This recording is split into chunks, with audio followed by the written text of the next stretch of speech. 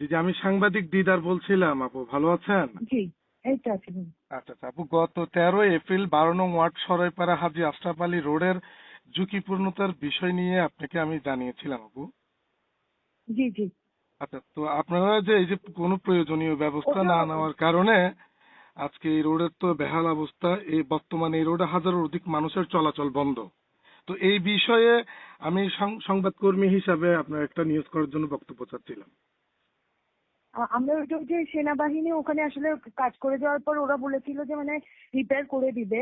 এরপর তো আসলে রিপেয়ার করে নাই এখনো। আমরা কাজ আজকে মানে এখন দেখলাম যে মানে বেশি হয়ে গেছে মানে বালু সরে আমরা নিজেরাই কাজ করে ফেলতেছি আর কি সিটি কর্পোরেশন থেকে। তা তারপরে ওনাদেরও কিছু মানে মনে হয় যে আমি ওনাদের সাথে যোগাযোগ করব, মানে দেওয়ালের কিছু অংশ কালভার্টের পাশে বাকি রয়ে গেছে, সেটার জন্য ওই যোগাযোগ করা হচ্ছে ওনাদের সাথে। আচ্ছা, গতকালকে থেকে তো এই রাস্তা একেবারে পুরোপুরি বন্ধ রয়েছে। এই যে হুম, এই হুম।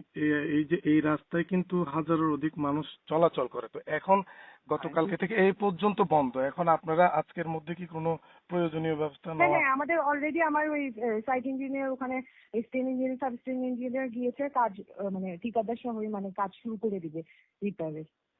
আচ্ছা, ওকে, ধন্যবাদ আপু। ইনশাআল্লাহ ওকে, জি ঠিক ঠিক হয়ে যাবে। জি।